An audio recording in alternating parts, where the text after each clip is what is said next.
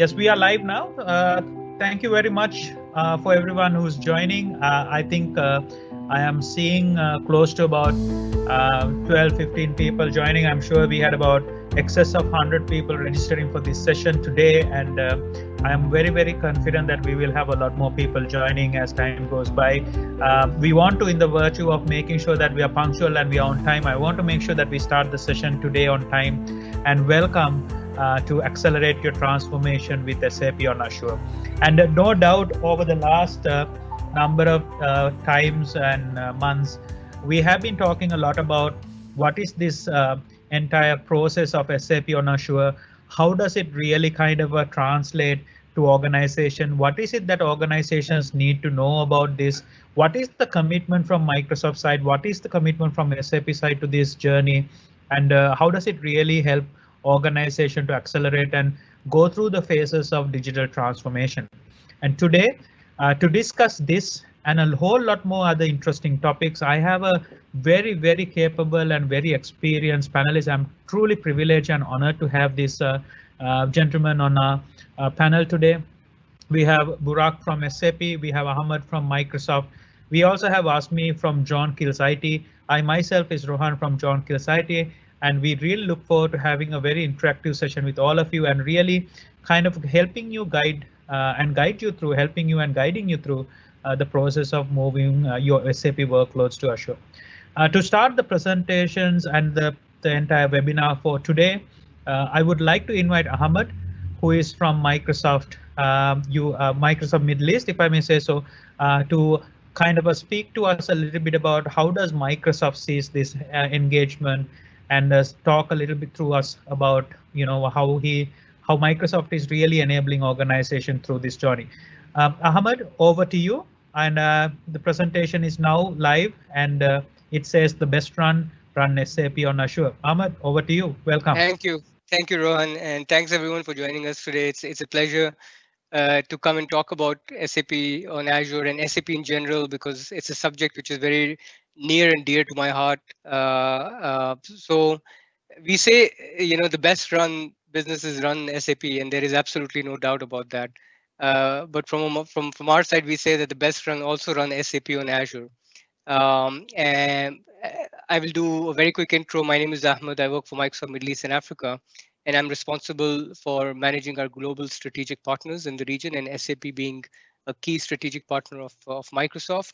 And let me take a bit of a moment and talk about the SAP and Microsoft partnership. So it's a trusted 30+ year alliance.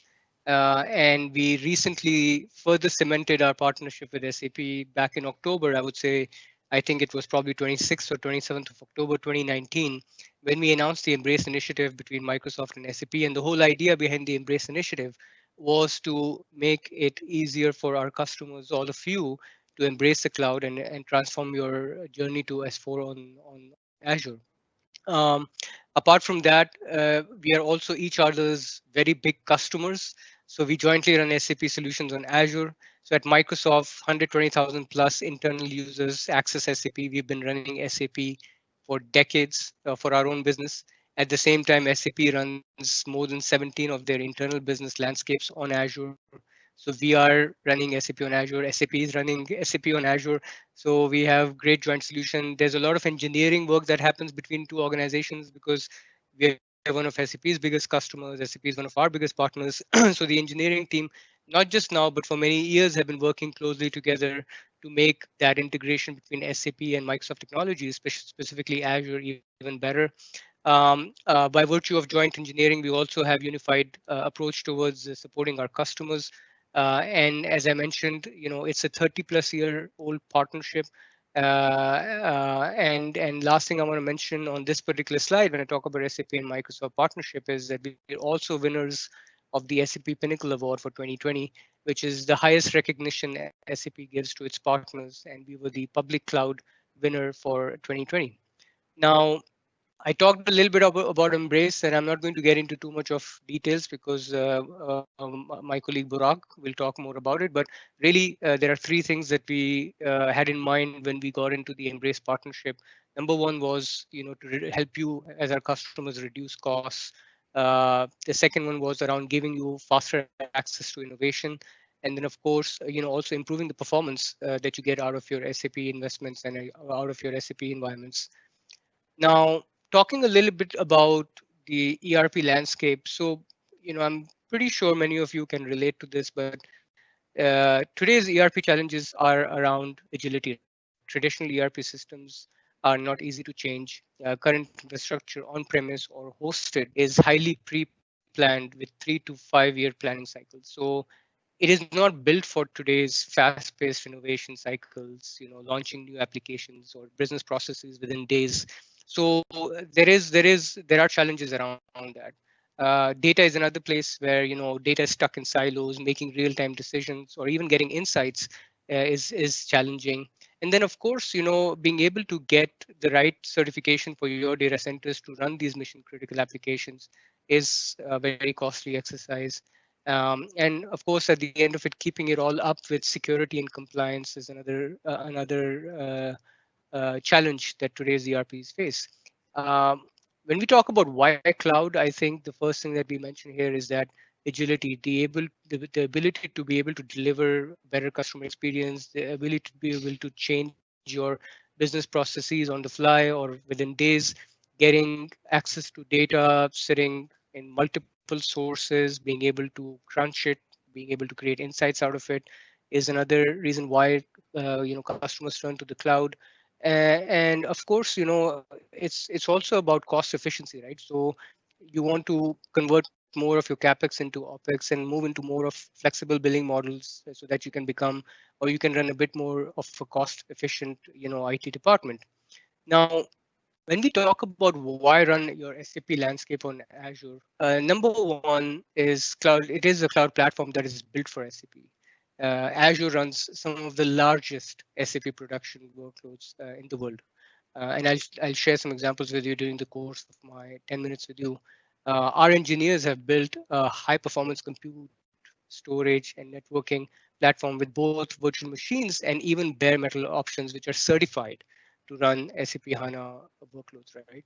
So the platform itself has been built, it's been designed, and also certified to run some of the most mission critical SAP applications. The second reason why is around security and compliance. So SAP is a core business application. SAP runs the business, right? So securing that and making sure it's compliant would be the number one thing that any customer would have on the mind. And when we talk about cloud security, there are heavy investments we make, not only in kind of keeping it secure, but also making it quite seamless. So at Microsoft, we spend almost $1 billion annually. We have more than 3,500 cybersecurity experts, right? We have an Azure Security Center where these are housed. So for us, it's super critical that the services that we're providing are at the highest levels of security and compliance. The third area I want to talk about is being able to get immediate insights and innovation. So again, we talked about data in the previous slide. So you'd be running multiple systems. How do you pull data out of SAP systems, non-SAP systems, IoT devices maybe, and how do you bring it all together and analyze it? And the capability that we have within Azure to be able to do all that is phenomenal. And the last point obviously is going back to the partnership that I introduced in the beginning of the session, which is why SAP and Microsoft have such a strong partnership and how does that help our customers. Now, when we talk about SAP on Azure, the typical scenarios that we see are development and testing. Is one space where customers normally get started. We see many customers then moving their production environments to Azure. Some of them take disaster recovery as a first workload. Some take archiving. Some take data analytics.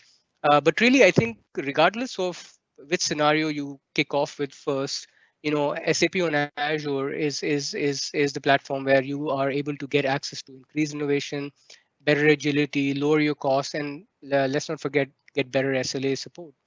Now, when we talk about SAP on Azure customers, this is a busy slide, but we just wanted to show here that there are a big number of customers across multiple industries across the world, and some of the logos over here are multinational logos. Some of them are more regional logos like Rack Ceramics from the UAE.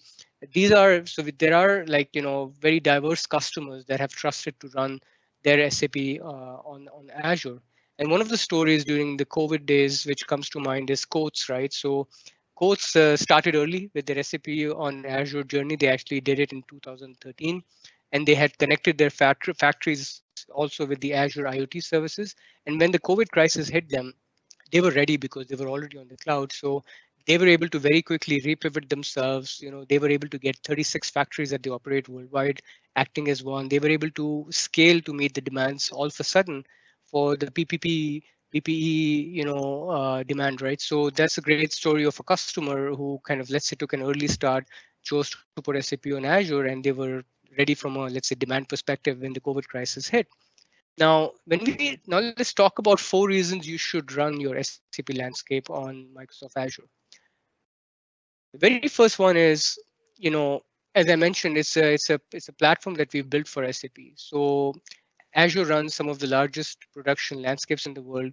Our powerful VMs are purpose built to provide, let's say, the largest scale and the widest range of SAP HANA that any hyperscale cloud would provide with SLAs up to 99.99%. Now, when we talk about the Azure regions itself, we have 60 plus regions worldwide, and this number has grown. By the way, this slide is not fully up to date. In just the last couple of weeks, we have announced regions in Austria. I think the Austria Azure region was announced 2 days ago. We announced in Greece. But for our customers in the Middle East and Africa who are interested in keeping their SAP environments in Middle East and Africa, you'll be happy to know that we have 2 regions in South Africa. We have 2 regions in the UAE, in Abu Dhabi and Dubai. We also have regions announced in Qatar. We have a region announced in Israel. So we have a very strong presence of Azure regions within the Middle East and Africa region, and also at the same time, it's a footprint which is ever expanding. Now, when I talk about SAP on Azure, scalability is one aspect, right? So over the last 18 months, we have worked to make virtual machines with M series up to 4 terabytes. And now with our new MV2 offering, which is also available, by the way, in the UAE data centers, we can actually go up to 12 terabytes certified and available for customers. So what that actually means is that, and the big takeaway from this slide is that regardless of the size of the SAP environment that you have or the landscape that you have, we have certified machines ranging from, let's say, the smallest ones, which are D series, all the way up to purpose-built, machines which are bare metal solutions for your SAP HANA large instances, right? So we are the only public cloud provider which has a bare metal offering to power your largest, SAP environments on Azure. We talked about scalability in the previous slide. In this slide, I want to talk a little bit around availability. So you might spend quite some time tuning your on-premise SAP systems to be available 24/7. With Azure, there are multiple options, as you can see, from 99.9% for a non-mission critical system sitting on a single VM, all the way up to 99.99% for a VM pair across availability zones. So what you see over here is depending on your SAP environment or what sort of availability that you're looking for, you could have multiple options in terms of how do you deploy SAP on Azure. Moving along, I want to talk a little bit about storage. Of course, SAP workloads not only need high performance compute, but also need high performance storage for persistence in the case of any DB, right? So until now, we offered a premium SSD for production workloads on NetWeaver and for HANA. And with M series, we offered a write accelerator with premium SSD. So as you can see over here, there is a variety of storage options that you could be looking for, depending on, again, what are the requirements for the application. It could start at a very basic level with a standard HDD and could go all the way up to Azure NetApp files. So again, there's a lot of diversity that you have as far as storage requirements are concerned.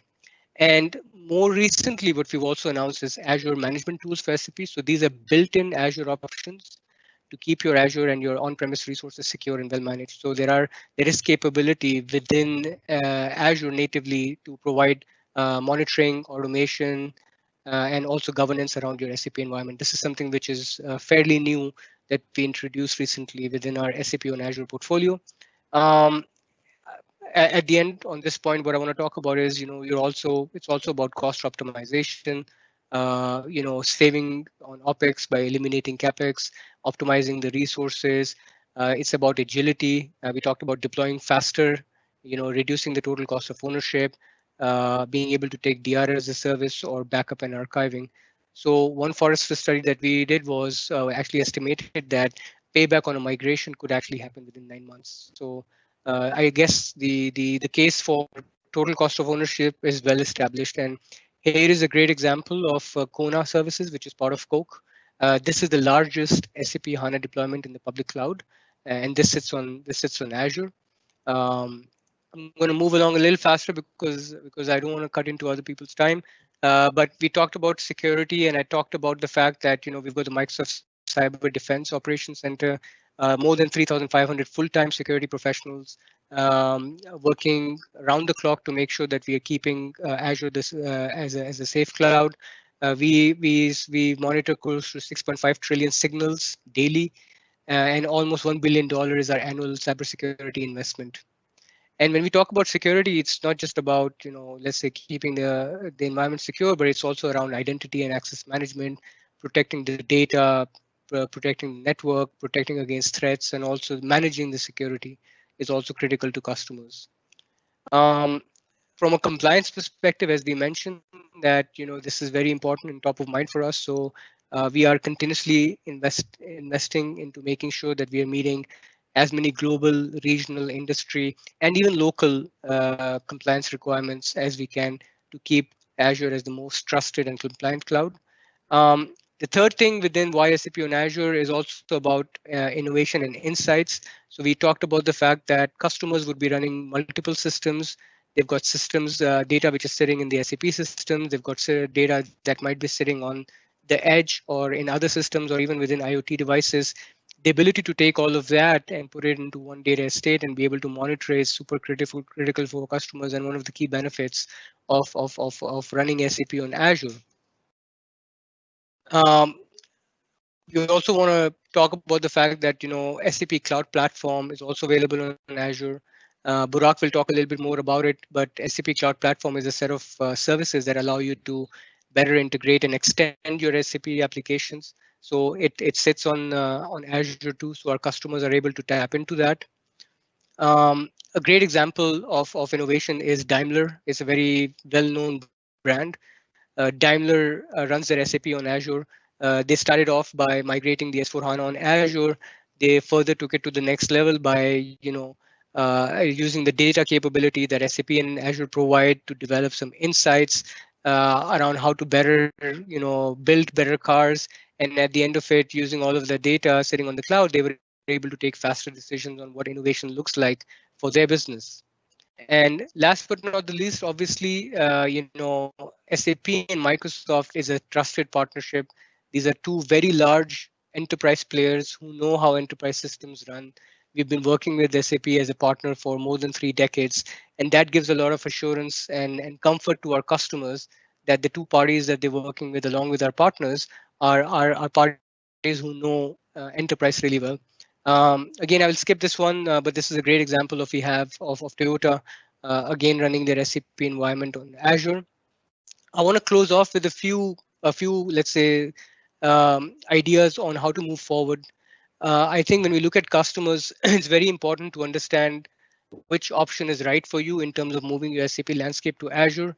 There are multiple approaches. You could do a lift and shift at start, or you could do a lift and shift to cloud, or you could be migrating straight to HANA, or you can be also going greenfield, right? So I guess that's where partners like John Keel's IT, along with us and SAP, play a role in helping you decide which is the right option for you, which option takes you to the path of intelligent enterprise, faster. Um, and then of course, once you choose which model is best for you, you could choose either between yourself managing your SAP environment, or you could have a partner managed offering that comes to you, or you could be looking at HANA Enterprise Cloud as another option, which is a SAP delivered environment. And then, of course, working with a joint ecosystem of partners. So companies like Joint Keel IT, who specialize in helping customers move their SAP environments to Azure, is something which is of great consideration. And then I just want to close off with this slide. I can see I've gone much above time. Is that we're here to help you. You know, we can also do assessments for our customers to help them understand their environment. Also help them with setting up proof of concepts or how to bring the first workloads of SAP onto Azure. And then, of course, in some cases, we also offer Azure training through our enterprise skilling program to our customers to get their teams certified with SAP on Azure certification. So with that, I will hand it over to Burak to go through his session. Thank you very much. Ahmed, thanks a lot. Thank you for your time. Thank you for sharing the valuable insights. Burak, we have Burak from Burak Boran from SAP Middle East with us, and he will give the SAP's perspective about how this relationship and how this partnership is going to help you as customers to take the workloads to Azure. Burak, no further ado, over to you. Thank you, Rohan, and thank you, Ahmed. Thanks for the introduction as well, Rohan. I mean, I will try to in the next 10 minutes first talk about our digital core, SAP S/4HANA, and especially how it helps our clients in these tough times. Then I will try to move to the cloud and conclude with our joint initiative with Microsoft, which already my colleague Ahmed is touch base on. So I will detail it a bit, which is the Embrace program. So, I mean, while we're passing through these unprecedented times, I mean, we see more and more of our clients turning to SAP and asking for help to support their businesses. So using our digital core, SAP S/4HANA, we are trying to help our clients by supporting them to increase their productivity and efficiency. We are helping them to diversify their businesses, opening up new revenue streams, and expedite their time to value, enabling profitable revenue growth for their existing businesses. So these are really important areas, especially in the new world of unpredictability and COVID. If you look at, I mean, when we go back and talk to our clients, so based on a survey done with more than 6,000 companies that have chosen SAP S/4HANA as their future. So SAP customers told us that they realized amazing business benefits through improvement on 4 key business variables. One of them is revenue, which is growth. The other one is lowering their costs, which means higher margins. The other one is asset efficiency. The other one is effective management of their shareholder expectations. And all of these have been achieved by lowering their inventory levels on average by 30% and achieving 80% faster invoice processing time, 50% higher collectibles, and 70% faster book closing times. If you look at now, if you talk about the market momentum and the move to the cloud, which is the biggest trend. So about a year and a half ago, SAP talked with the analysts and our customers to understand what their strategic plans were for moving to S/4HANA and the public cloud. What we found out is that our customers are migrating to cloud at an ever-increasing pace with these statistics. Enterprises are migrating to cloud at an accelerated pace, with 80% planning to move off their data centers and into a public cloud by 2025. And according to Gartner, already today, 68% of our cloud services are delivered by hyperscalers. And while 73% of our customers are planning to move to S/4HANA, we are seeing delays in the move, which only delays our customers' ability to innovate and become an intelligent enterprise. So our challenge isn't convincing our customers to move to cloud or to move to SAP S/4HANA. Our challenge is removing the obstacles and showing our customers that they can make this move to SAP S/4HANA in the public cloud now, working with SAP, Microsoft, and their SI in a successful journey. So one statistic not included in this slide is that less than 50% of our customers that have moved their SAP workloads to public cloud are recognizing the real return on investment that they have hoped for. And they are falling short from not only a financial perspective, but also the ability to innovate and create new business models. This takes us into why did SAP and Microsoft joined forces together. So let me talk about a bit on the journey that we are embracing with Microsoft on S/4HANA. The genesis for Embrace came from the customer feedback, such as Walgreens and Costco, where they said that they were getting 3 different perspectives on S/4HANA, creating confusion and uncertainty, and customers wanted one voice and one joint solution for their needs. The impediments of moving and moving quickly are perceived complexity, risk, and investment required. and the lack of consistency on the part of Microsoft, SAP, and our partners on how to make this happen has aggravated the problem. So the lack of, and in some cases, customers have tried to begin the process themselves, but it has resulted in even more time and cost challenges, and only added to the confusion that they had. So we wanted to give our customers clarity and a prescriptive, synchronized set of recommendations on why, when, and how to move to SAP S/4HANA in the cloud. And we want to do it based on industry best practices. So jointly backed by our competent and capable expert strategic partners like John Scales IT, and our board recognized that we needed to address this for our customers, so they sponsored the Embrace program. And Microsoft and SAP formed a strategic alliance to address the challenges that our customers are facing in the market. The Embrace initiative combines reference architectures and industry-focused market-approved journeys to simplify and accelerate our S/4HANA move to the cloud. Working in conjunction with select system integrators like John Keel's IT, you can move with confidence and maximize your success on a tested and proven platform optimized for SAP. By accelerating your move to S/4HANA, you will be able to innovate quicker, transforming your business and creating better experiences for your customers and employees. Actually, this is all about, this is the philosophy behind Embrace.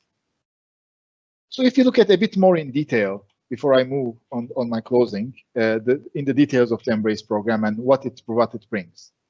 So Embrace consists of 4 primary foundations and services. And all these are based on joint investments between Microsoft and SAP. The first area is the market-approved journeys. So these are industry-specific best practice roadmaps jointly created by SAP, Microsoft, and our system integrators. And we work with industry experts and our customers to define the desired business outcomes for your specific industry. Based on these business outcomes, we have defined a prescribed journey to your organization to the intelligent enterprise. The second area is the reference architecture. The reference architecture is the backbone for the market-approved journeys. And these ensure improved performance and scalability and reduce costs based on standardized cloud-native services and common reference architectures. And these allow for accelerated integration and extension of SAP solutions and third-party applications running on Microsoft Azure and ensure unparalleled security and compliance portfolio. The third area is the optimized platform. SAP Cloud Platform has been optimized to run on Microsoft Azure, allowing our ecosystem and our customers to continuously innovate, leveraging Microsoft and SAP engineering, industry, and product investments to drive business opportunity and growth. The platform delivers real-time analytics, insight, and transactions on a consolidated in-memory database with more than 1,000 pre-built integrations, out-of-the-box business services, SAP HANA services, and applications built by SAP and our partners to rapidly innovate, and more than 100 services on Microsoft Azure to build, deploy, and manage applications using the tools and the frameworks of your choice.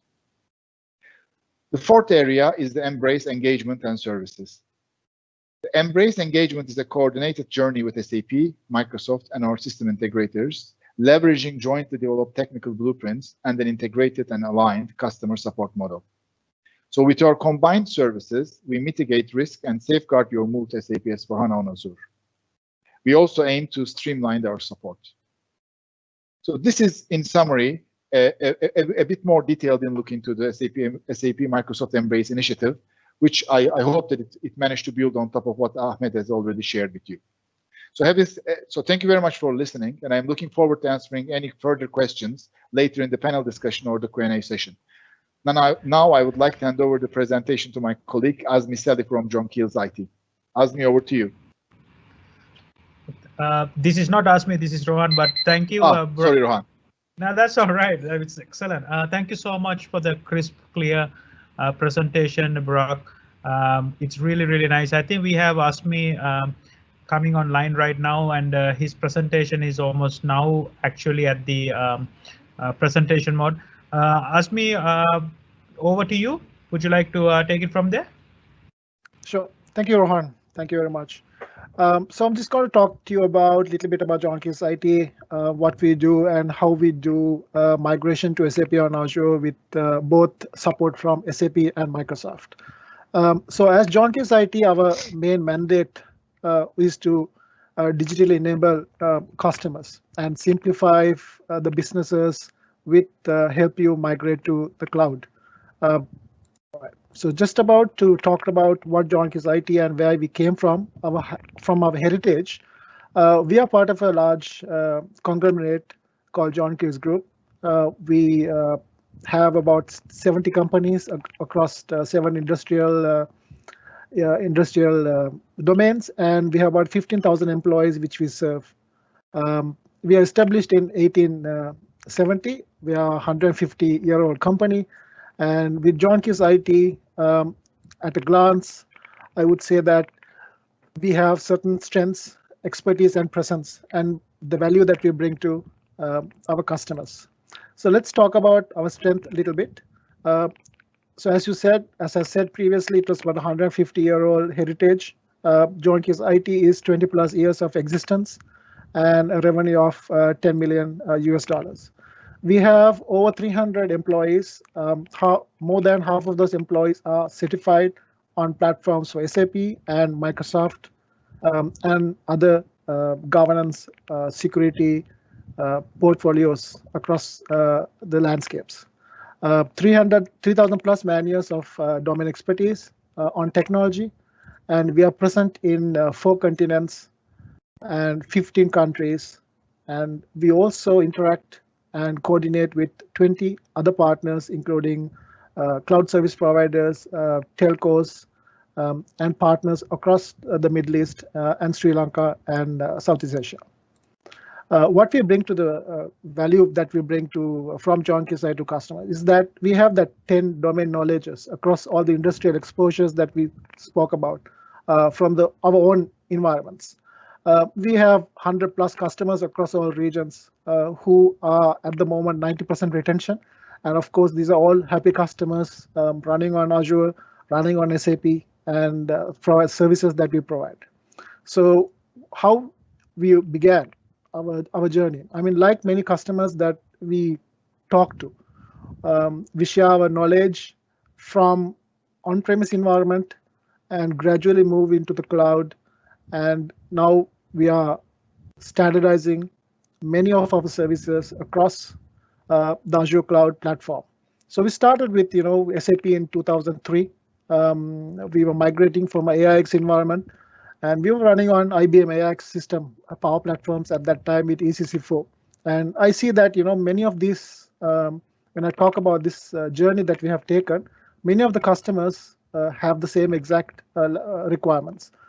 From AIX environment, we thought of moving into virtualization. At that time, virtualization was maturing enough to support SAP.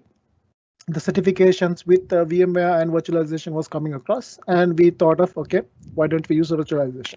So we ran virtualization with SAP ECC for about a couple of years down the line, and in 2013 we really started adapting the cloud. So we had about 6,000 users. We moved from being fully on-premise into the Azure cloud, Office 365 cloud, with migration to Office 365, SharePoint. At that time, it was called SkyDrive, OneDrive, and all of that. In 2016 is where we really started adopting the public cloud. Right? We thought now it should be time to move on to from our virtualization environment into public cloud. Mainly because we wanted to expand and innovate a lot of our capabilities that we thought and put roadmap 5-6 years down the line, what we want to achieve. Right? John Keys IT became a cloud gold certified cloud service provider in 2017 and started building our first SAP on Azure greenfield implementation of SAP EWM. At that point, this was in Southeast Asia. At that point, this was one of the first M-series virtual machines usages in that time.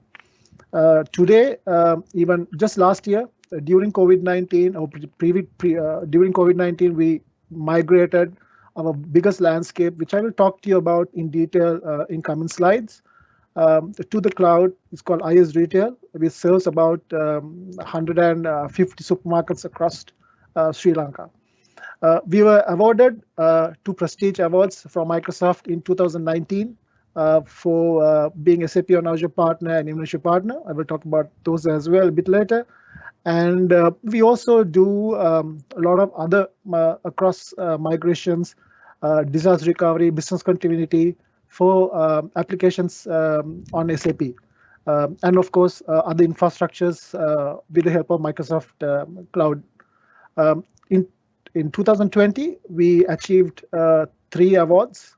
And in beyond 2020, since we are running SAP on our environment, so we run about 4 instances of SAP. We are now migrated 2 of them. In beyond 2021, we'll be migrating the remaining SAP environment. So I will talk to you about the offerings a bit more of what we have.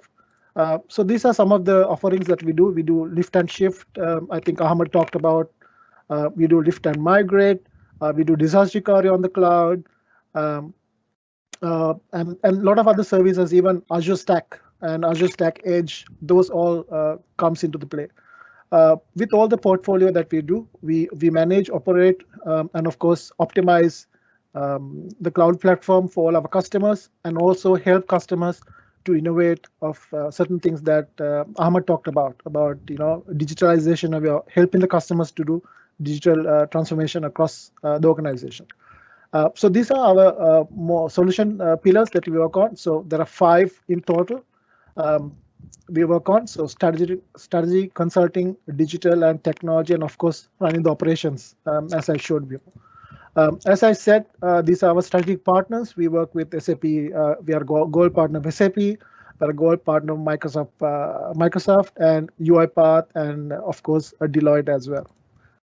So these are some of the awards we won in 2019. So Innovation Partner of the Year in Sri Lanka and Maldives, Southeast Asia, new markets for SAP on Azure, the previous year as well in 2019 as well, and of course Migration Partner of the Year. All right. So just to talk about the challenges and what we faced across the organization, and when you talk to customers about the challenges, why you should transform your SAP environment to Azure. And Ahmed talked about a lot of very good points, right? And I'm going to talk about what are these challenges, right? What are these trigger points that come up with a lot of customers. When we talk to all of these customers, most of the customers, what we talked about is that they were either hire data center with a different contractor, or it could be they have the hardware which is expiring, or they are looking into more of what innovation, right, or modernization, right? So the quickest way people are thinking of this was to basically move their data centers, to the cloud. So they're looking at the cloud as an option, and that is very true when it comes into that. Okay, second part of that has been modernization. So example, we take the data from SAP, we transfer those data to pipelines into Azure data lakes, and then do a lot of analytics, and we produce a lot of reports for the businesses to make those important decisions. So that's what we call in terms of modernization. This particular slide, I believe Ahmed already shared, the journey that many customers, and of course there are certain statistics that is available. You can see there are about 90% of the customers are looking into migration. So whether they are on-premise environment, or they are modernizing the SAP landscape, right? And only about 10% of them are actually implementing as a greenfield, or maybe re-implementing into S4HANA from a different ERP system, right? So I'm going to talk about more about what we did in terms of in projects, critical success factors for the migration onto the cloud. So with our experience, I mean, what we saw was in many customers that we help migrate to the cloud was that there are a lot of automation capabilities available on the cloud. Microsoft offers inbuilt called Azure Automate that provides a lot of automation capabilities and to minimize the downtime for the migration, right? We also need to understand in order to rapidly deploy and to have a low impact of the particular migration is to talk about the strategies of migration, right? So the horizontal approach or the vertical approach, or it could be combined both as well, right? So horizontal strategy, which means that you start with a particular sandbox, right? So many of customers use a sandbox environment because they're very new to the cloud. They want to experience the performance, like Ahmad talked about, right? They want to get used to it. So they start with the sandbox, then get comfortable, and they moved into a development infrastructure, and then migrate the QA, and finally all the way to a production, right? And a vertical approach, what some customers did is that you migrate certain modules of SAP to the cloud, right? So at that point, you basically start with a very low risk application, end to end, right? So you're migrating from your sandbox development quality, and then the most high risk environments like the core ERP itself, right? So how it helps in terms of migrating, and if you're looking into migrating, what are the things that you should do? So what we found out that ideally, if you are planning on migration, the most important part of you to actually maintain your database, right?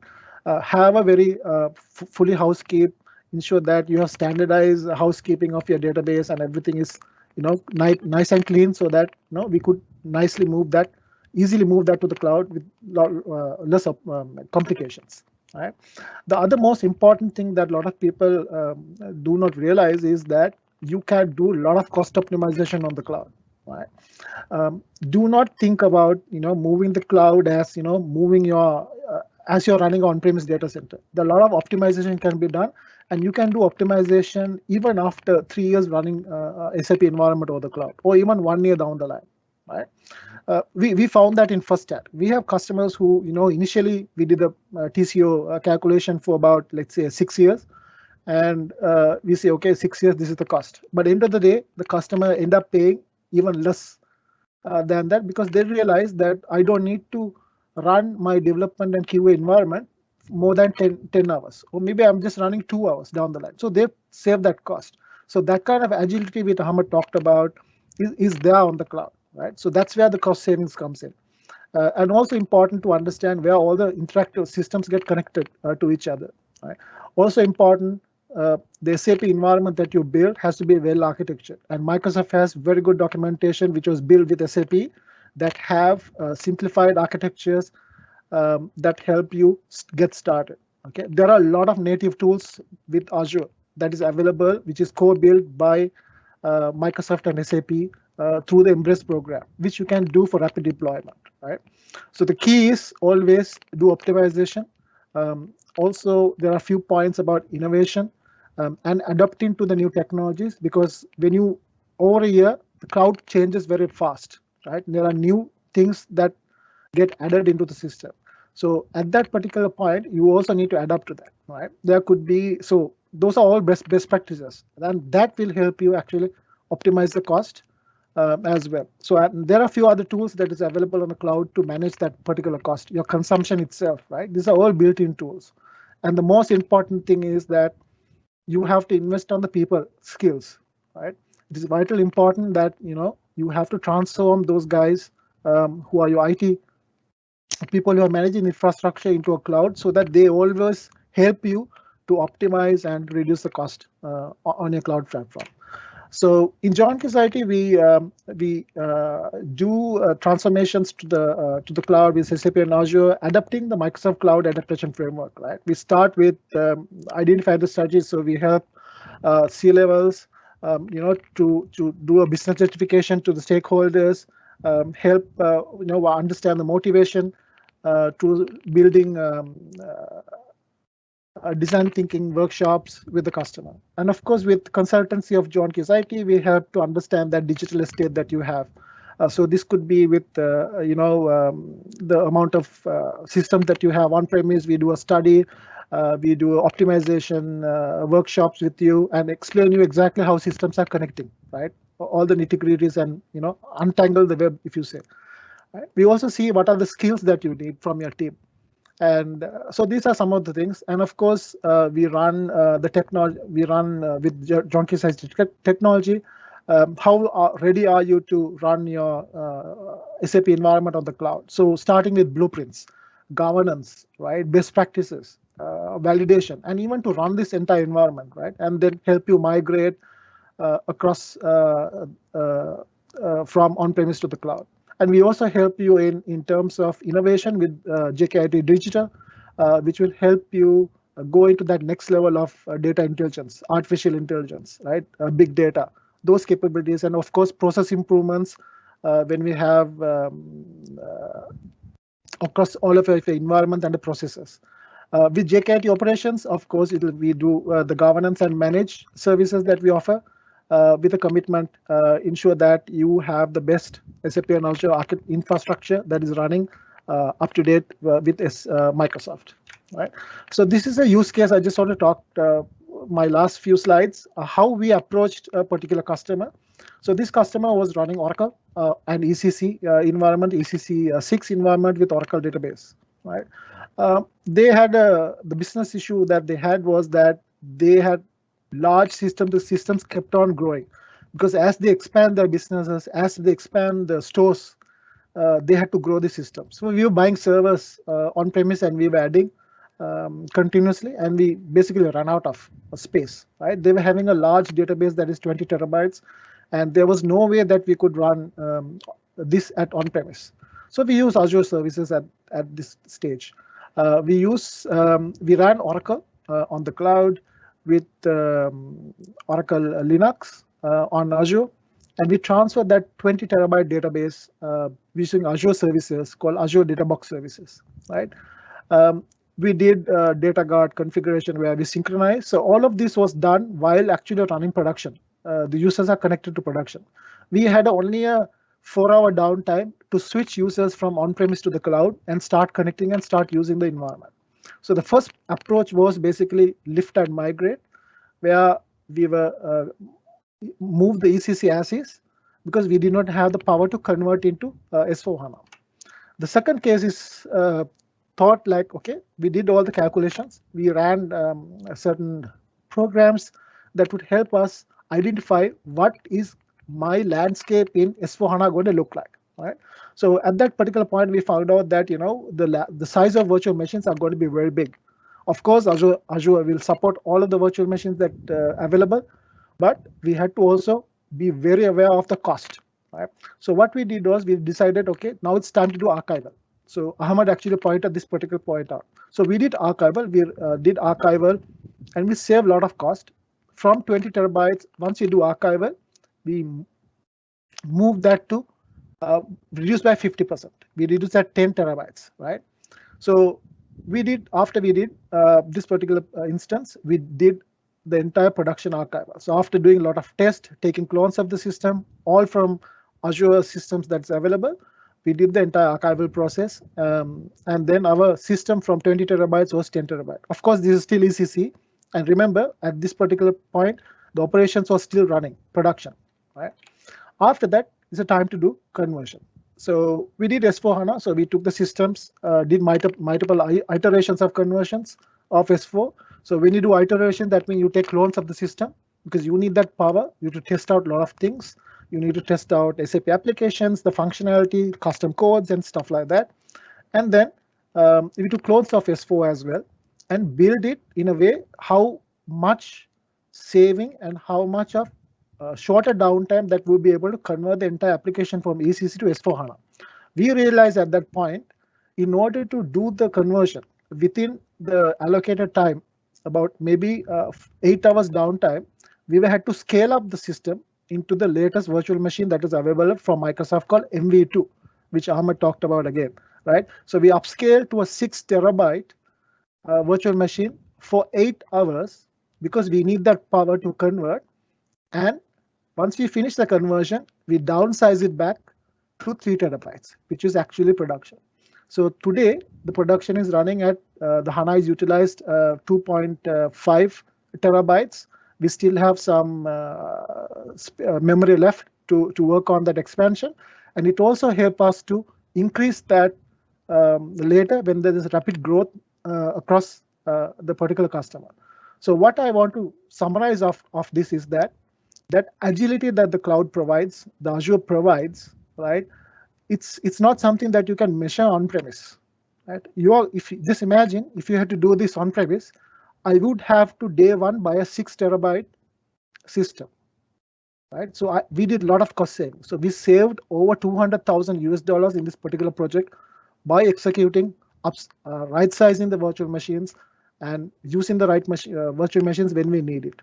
And to summarize that, thank you very much, Rohan. Over to you. I hope that will give a lot of insight to you. Definitely. I mean, I think thanks a lot for that, Azmi. I think that was really, really insightful.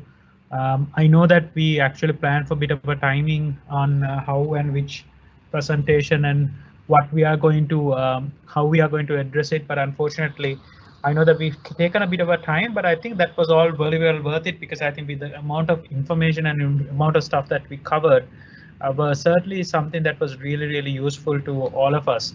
But Azmi, I think one of the interesting things that's happening is the fact that there is quite a lot of like a technical questions I feel that we've been getting from the audience we have.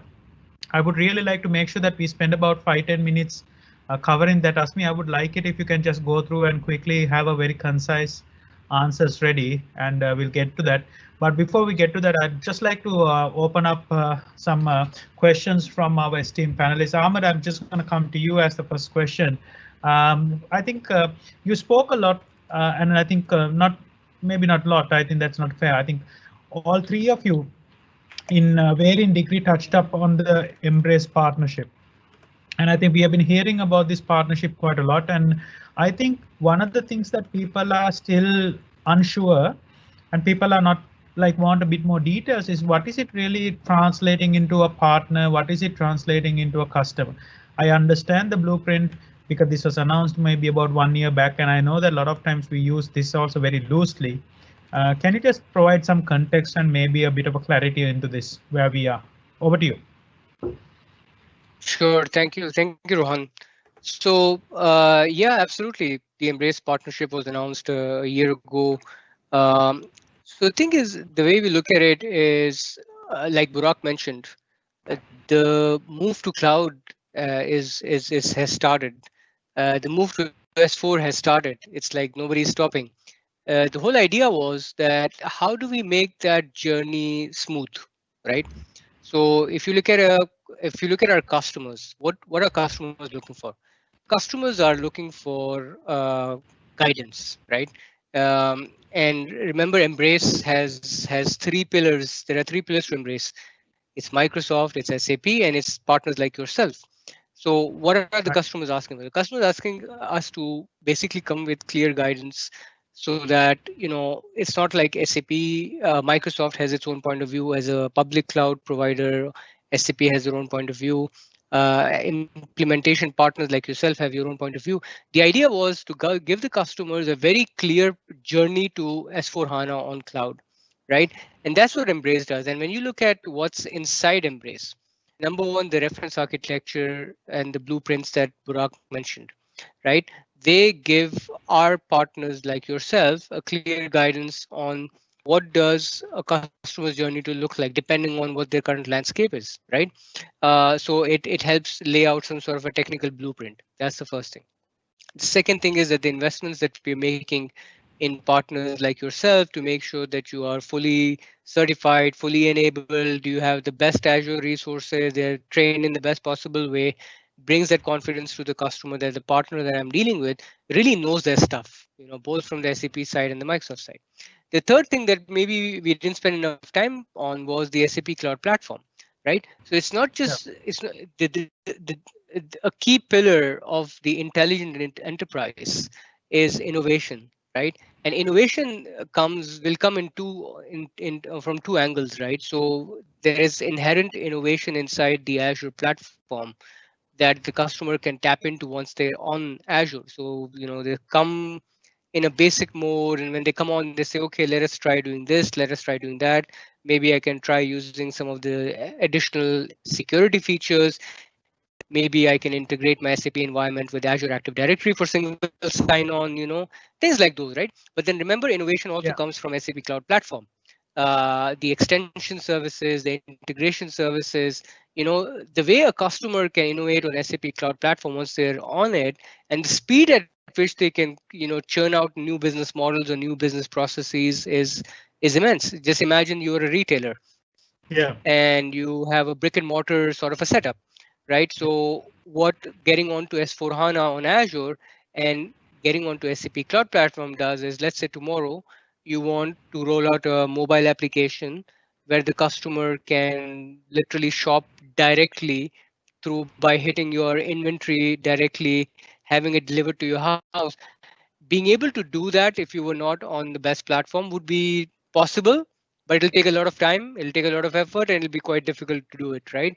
But being on a cloud like Azure, where you can scale up and scale down at will, and being on SAP Cloud Platform, which is the platform for innovation, allows you to do all of that so quickly, which in the past would not be possible. So Embrace, brings all of that to our customers in a simplified way versus, every party having their own, let's say, point of view.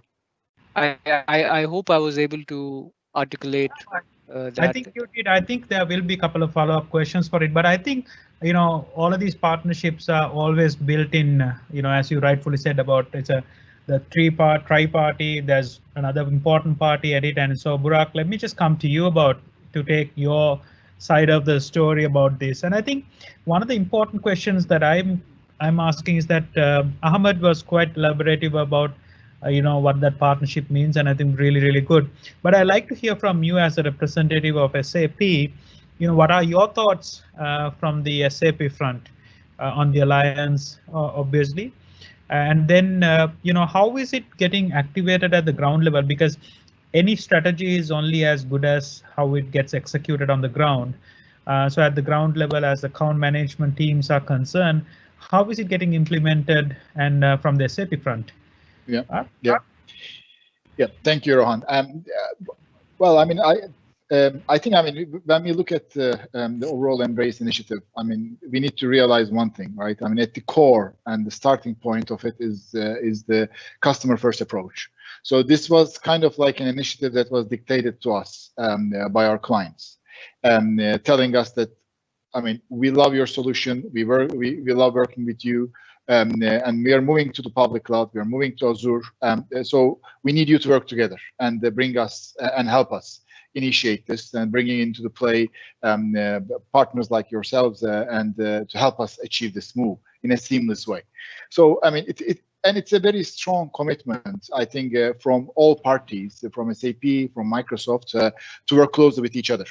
And as I said, when you put the customers and their interest at the core of the discussion, I think a lot of conflicts and a lot of different discussions become irrelevant, right? It's much easier to drive and come to conclusions. So, having said this, obviously, Ahmed would remember. When we initially started this 1.5 to 2 years back,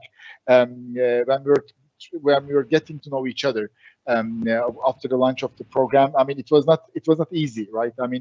Driving change and stereotypes and behaviors with people on the ground who are really passionate about their customers, about their brands, about their products, and telling them to come together. And probably, these guys have been, and even at some point of time, and even now, have competed at the same clients together, bringing them together from an executive level down to the account management team level, as you mentioned, and literally, learning on the progress, on the process of working together, has been a very interesting ride, I would say. But I'm very proud. I want to thank Ahmed as well for his leadership in Microsoft and driving this change. I think we managed to drive, a good, positive change in our companies, which now our account teams and our executives are continuously in touch. They know each other, and they know how to work together seamlessly in an open manner. Again, putting the customer first approach at the core of the discussion, and trying to navigate around it, trying to find how we can bring the most value to our clients and help them achieve their objectives of getting value for their business. So today, when I look at in the last maybe 1 year, the number of joint account discussions that we had, number of ideation sessions, even in the presence of our customers that we have run together, I can say it has been an amazing journey, and I think it reflects as a very strong value proposition for our customers. Burak, thanks a lot. I mean, that's really is a much needed kind of update from both Microsoft and SAP side about what this partnership really means. Not just something that is not going to last long. I mean, the level of commitment that I've shown from both parties is really, really encouraging. So in the meantime, I think for everyone who has left, I think we had quite a lot of technical questions that got published today. I see that Azmi has been responding to some of those questions. So some of the questions, they have about 8 or 9 very, I would say, more technical oriented questions, and I think Azmi is leaving some URLs and responses on the chat side. If you are the person who have asked those questions, please check them out and get those responses. And if you have any more questions, please let us know, so that leave a chat here and then we will be able to get back to you. Because unfortunately we cannot identify who the person who have asked the questions, because it comes as unidentified. Coming back, Azmi, let me ask you. So Azmi is head of advisory for Microsoft Services and Solutions, and I must first congratulate you. There was a tough competition among the 3 of you for the best background, but for all the more reasons, Azmi, I think I'm going to give it to you. There's nothing like a Star Wars backdrop, mate, for sure. Azmi, I think what the questions I wanted to ask you is that, it's great to put everything on the cloud, and for the longest time, this security implications or security application of security to cloud had been something that is kind of gone, or at least I would say that people actually took it for granted. But now it's coming to the more forefront. There's a lot more conversation around it. How do you kind of when you commit yourself to put a ERP such as an SAP, which is the heart and soul of our organization, to the cloud, how do you think about designing this part of that very important part for the cloud? Would you like to elaborate and discuss a little bit about that? Yeah. So to get started, I mean, Ahmad talked about a lot of our security capabilities that is available, and these are all available as part of the platform from Azure that can be integrated into SAP, on the fly. It's very easy, right? Now, to get started, I mean, we start with the governance policies and blueprints. So when you do that particular, the framework which I talked about, the cloud adaptation framework, that's where we get started, right? So when we build your tenant, when you build your subscriptions, we ensure we starts from there, and then gradually works towards the securing the SAP. So it could be from securing the compute, the network, and the storage requirements based on all the best practices that SAP and Microsoft, brought us together with this particular Embrace program. So that's where we'll get started. Excellent, Azmi. I think one of the things is that let me also take this opportunity to ask you a question that maybe, there's a very question from the audience saying, can the HA, I'm assuming it's high availability, replacing a DR to a customer, especially that Microsoft is providing SLA that could reach 99.9949s as shown previously in slide. I think he's asking whether it can really reach 49 as it is. I know it's not a question that we planned, but what is your response to this one? So definitely. So if you're talking about 99.9, which Ahmed talked about on the previous slides, you're talking about high available clustered systems for SAP HANA database and also for SAP applications, right? So when you look at a certain region, there are certain regions of Microsoft. They have regions called with availability zones, right? So these kind of regions will have minimum of 3 data centers or even more. So what you do is when you do that kind of architecturing, you put one VM of application in one data center and the other VM on the second data center, right? And you make it high available. Once you do that, you will achieve that 99.99 SLA requirement. So application layer, then the database layer as well. But what is very important for you to understand is that with the premium storage and the ultra storage, you're going to get the SLA for storage even more. I believe 99.999. So 5 nines of SLA on that storage. So you never have that requirement, lose your data, even if you have a disaster in the entire region, right? And with disaster recovery, you can do cross region. So you could have in UAE North and then UAE Central. or South Africa North and South Africa Central data center. So you can put it in 2 different locations that might be 200 miles from different. In Southeast Asia, what we do is we put it in 2 different countries as well. The main data center is going to be in Singapore, and your disaster recovery data center is going to be in Hong Kong, right? Someone actually talked about the latency as well. I just going to take that opportunity to answer that question as well. The latency is, if you are using the SAP GUI still, you need to have about 160 milliseconds of latency at maximum, right?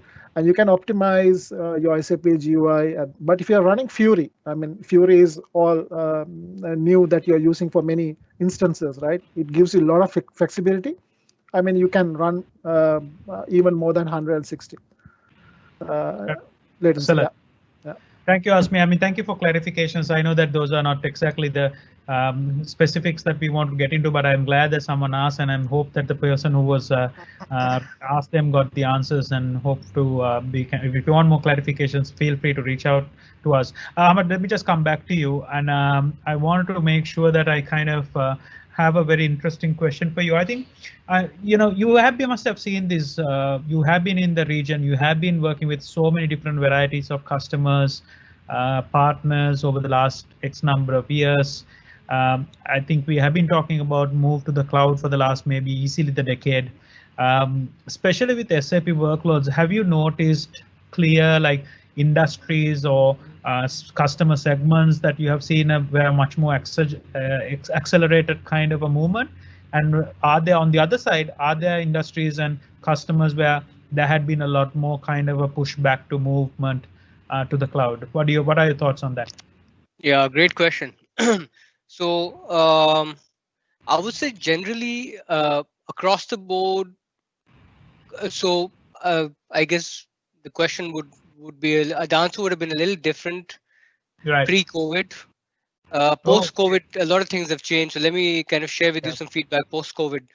Post-COVID, I would say until pre-COVID, there were certain industries, let's say like, for example, retail, who were probably the early adopters, the early movers, the faster movers, probably because retail as a segment is evolving really fast because people buying preferences or buying channels are evolving, e-commerce is evolving, so there was a bit of a pressure from there.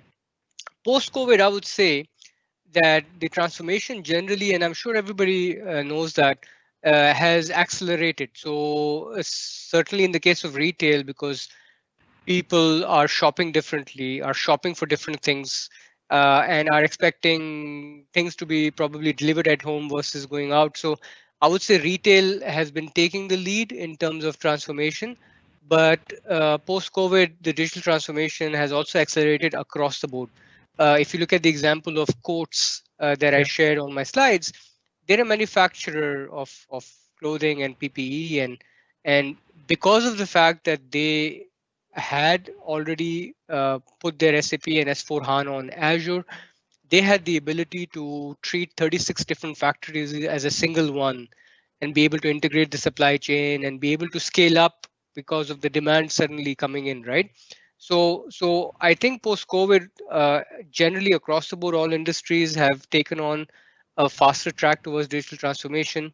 Maybe certain industries were a little under pressure, but then, from our point of view, customers are going through this, let's say, different stages from responding to recovering to reimagining. So I would say most of the customers and most of the industries now, having been in this crisis for I think we've been in it for 6 to 9 months now, are getting more into the reimagine cycle. So short answer is I have seen retail generally being the fastest adopter, but because of COVID, across the board, we are seeing customers come and say, hey, I want to move fast. I want to be more agile because, my industry has changed post-COVID. How can we do it faster? So that would be my answer to that.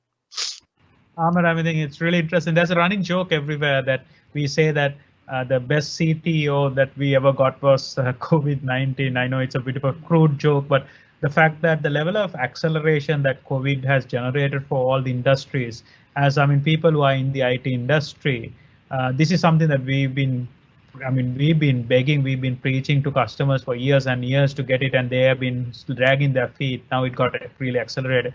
Burak, let me just come to you, and Sure. then ask you a few questions. First part of the question, I think, is about what is your assessment about what Ahmed said about the industries and different adoption? Do you want to have from a SAP standpoint, a different kind of a response to that? Number one. Number two is I'm going to ask you a bit of a difficult question. I don't know whether it is okay. I mean, let me ask you, like, I know that people speak about SAP's own cloud for cloud journey, and I think there's quite a lot of mystery about how does Azure fit into this entire journey together for customers, and how does SAP position itself? So the first part is, what do you have any thoughts about what Ahmed said about the industries and what are the winners and losers there? Second part of it is about the SAP's cloud journey and how does Azure fit into that entire journey from your side? Yeah. Sure. Yeah.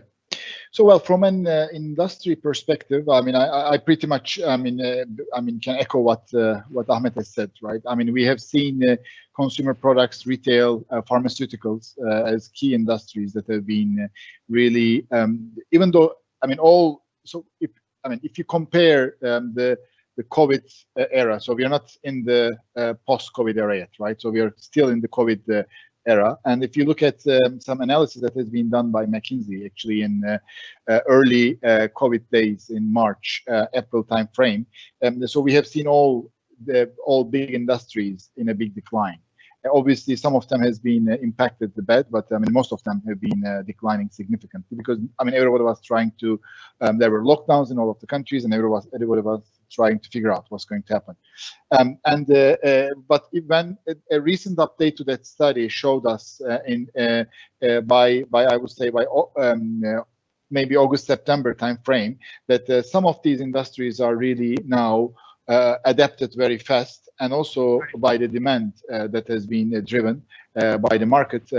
As I said, I mean, the retail, pharmaceutical, consumer products, these industries are really started to actually grow from their degrowth and do much more. And we see much more demand from these industries, from our clients in these industries, trying to quickly transform their businesses to adapt to the change and to support the demand that they see in the market. While obviously some of the industries like more natural resources, oil and gas, and obviously travel and transportation are suffering more severely from the current COVID situation.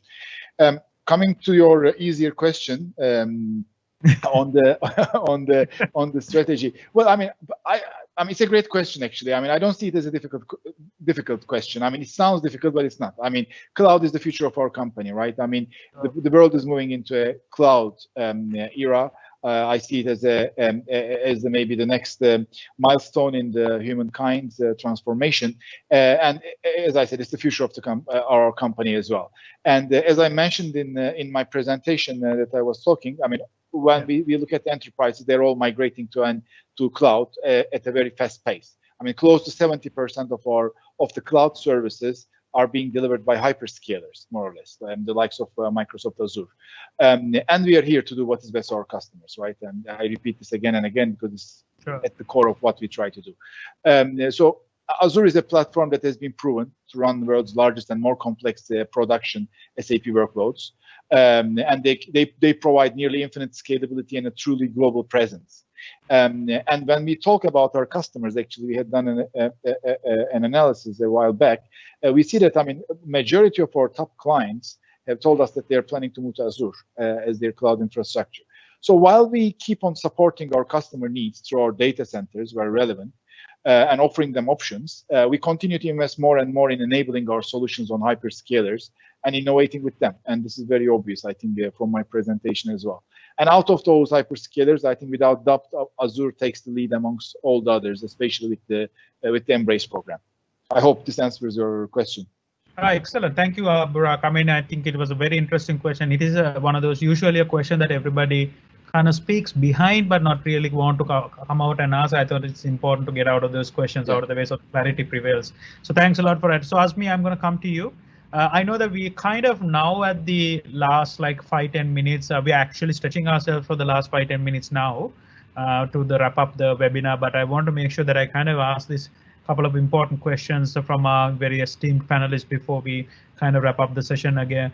Azmi, one of the very important questions I've wanted to ask you is that, you know, out of the, I think comparing the 4 of us who are in this panel today, you have had hands-on work with deploying SAP for Azure, whether it's SAP EWM, whether it's SAP IS Retail, and so many Oracle move into Azure, you know, different situations on that. So why is it that you think your thoughts about implementation journey of a customer, and what are the things that you think that they need to be thinking about at the beginning and things they need to be, you know, avoiding at any cost? You know, just give us a kind of a thought process from your side if you have been asked by a customer saying, hey, listen, Azmi, we are trying to go to do this. Tell us a hands-on practical, your tips about how we should approach it. Sure, Ron. Thank you for that question. So the first thing, I mean, a lot of customers do ask us is that, you know, they all come from on-premise background, right? And most of them think that, you know, replicating on-premise to the cloud is the way to go, right? That is not true. The reason is that there are a lot of tools natively available on Azure that can replace a lot of things. One example is, for example, the monitoring of the SAP landscape itself. Ahmed talked about the monitoring services that SAP and Microsoft built called SAP Monitor, right? That particular tool will give you, even you don't have to log into your SAP cockpit, or you don't have to log into your SAP Studio that you manage your SAP. You can actually see everything from the Microsoft portal, from cluster to the database performance to what is being utilized on the database, right? All of those things are available. Your CPU performance, memory, all of those are available, right? So what most people say is, okay, I have a certain NMS which I already invested on premise. I want to move that to cloud. I said it's not needed, right? You're just use the services that are already available on the cloud, and most of these are actually free, right?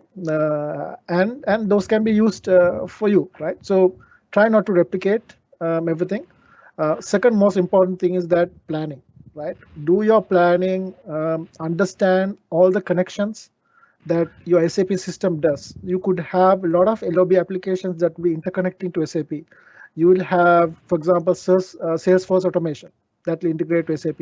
You will have different banking interfaces that will connect to SAP, right? So all of those systems you will have to document. So main important point is take the planning approach, document every single system, right? Try to not miss anything out, and then you should be able to have a smooth transition to the Azure cloud, right? You should be able to optimize as you go on, right? Excellent, good, great, Asmi. Thanks a lot. And I think what I thought was I have another last round of questions and then a closing remarks. Since we are kind of stretching ourselves, I thought I'll kind of avoid the entire closing remarks for today, and I will ask the one last question that I wanted to ask from each of these esteemed panelists, and then what I would like to do is for you to kind of frame your answers and maybe give any closing remarks, and we probably can move forward. Ahmed, I'm coming to you for that today. You know, so this has been great in ways for IT, as far as IT and transformation concerned. COVID has done more good than bad. I mean, in terms of really driving the push to ensure that we remain productive and organizations are more agile, and Azure had been really a transformative platform. What do you think the next 12 to 24 months, you know, in terms of this partnership between SAP, the Embrace program, not a program, Embrace that have been announced, then what about the customer side? And how do you think they should keep up with this roadmap, and what can they really expect out of this? Looking at the next maybe 1 year, 2 years out. Yeah, great question. Thank you, Rohan. So we talked about how at a global level we've been such close partners for so many years. A lot of that investment is happening in the region, and let me take it step by step. we are making massive investments in our own Azure data center regions. A great example of that is just a month ago or a month and a half ago, we announced that our UAE region, for instance, Dubai and Abu Dhabi, is now ready with MV2, right? Which is one of the largest, M series machines, right? That's an investment we made along with SAP to bring the best machines to the region. We are continuously expanding our footprint within the Middle East and Africa region with Azure data centers, with new capabilities, bringing in the best of the machines, the most diverse machines, so that regardless of whatever is the size of the customer, they have the HANA certified machines that they need to run their business. So that's the first level of investment that we're making. The second level of investment that we're making is in our partner ecosystem with partners like yourselves, right? Which is both Right. SAP and Microsoft, spending time, effort, and our technical resources to make sure that we drive as many enablement activities as we can to make sure that our channel partner ecosystem, partners like yourselves, are certified, enabled. There are people within our teams who are purely responsible for doing nothing but making sure that you are trained or certified on the best of the Microsoft and SAP programs, so that you are better able to support our customers, right? That's the second level of investment. The third level of investment that we're making is in our field teams, making sure that our field teams are actively having that discussion with our customers around helping them transform their SAP environments. And it's not just about really lift and shift, it's about driving business value. It's around the S4HANA transformation. So when I think about it, we're making our Azure data center investments to make sure that they have the best of compute, best of storage, best of services needed to run SAP applications. We are making investment in yourselves as our partners to make sure that you have resources who are trained, certified to support our partners. And then we are making sure that our customer teams are having a very active dialogue with all of you, our customers, around helping create that path for you to move to SAP on Azure.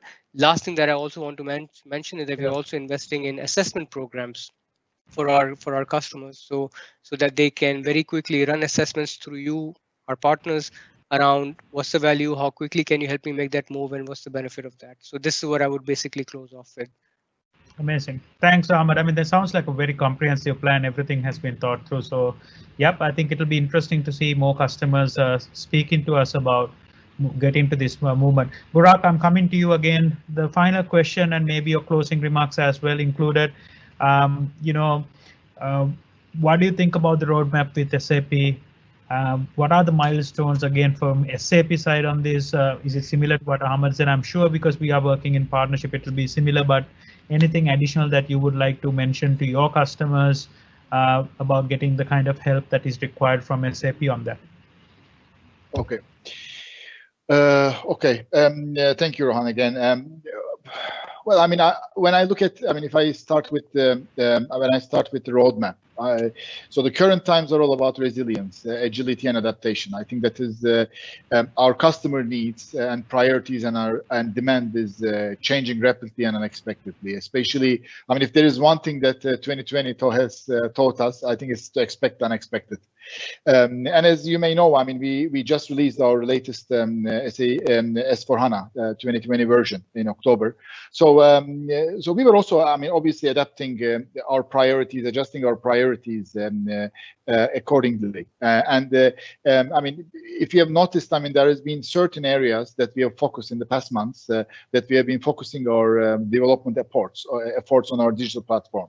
And some of these are like the efficient order management, fulfillment, inventory analytics and control, integrated transport management, adaptive planning and manufacturing, demand-driven replenishment, and many more. And all of these areas serve one purpose, that is to help our customers become more agile and resilient in these unpredictable times. So in my discussions with our product teams and our looking at our roadmaps, what I can tell is that I mean, we'll keep on investing and innovating in areas that support our customers, specifically these navigate these tough times, right? So I mean, that's what I see that we'll be focusing on in the next 12 to 12 months as well.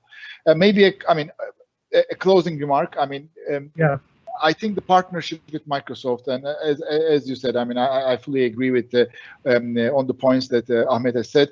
I think the partnership with Microsoft is more valuable than ever in these times, because I mean, it supports, again, agility of our customers as they have less to worry about and more time and more energy to focus on their core business.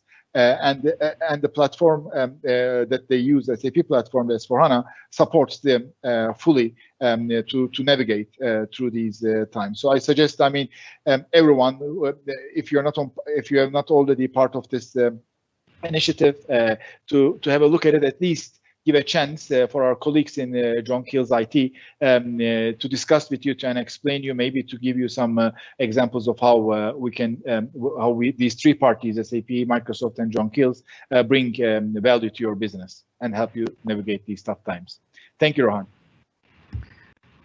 Team, it has been amazing having you guys. I know that we originally planned for 1 hour, 15 minutes, but I think now we have kind of overshot by about 10 minutes, but I don't think it was anyway kind of a overshooting. I think it was extremely valuable to hear the thoughts. What I would like to do is to tell the three panelists who have taken your valuable time, your executive time, very precious, joining us. Ahmed, thank you so much. Ahmed from Microsoft, Burak from SAP, thank you so much for taking the time and joining, and Asmi from our own team, John Keel's IT, Head of Advisory. Thank you so much for taking the time, sharing your very honest, sincere, and really valuable, important feedback in this very complex journey that a lot of customers are going to embark upon over the next probably couple of years if they haven't already. So it's been an absolute privilege. Thank you so much for the live attendance, live audience who had been watching this webinar. We will be having the recording on YouTube as well. We have been live streaming on Facebook. So I look forward to having any inquiries. Please raise it up with John Keel's IT and get in touch with any of us if you have want more information. Gentlemen, stay safe, all the best, and thank you so much. And with that, I will be concluding the live session, and all the best to you. Thank you. Thank you very much. Thank you for joining us. Thank you very much.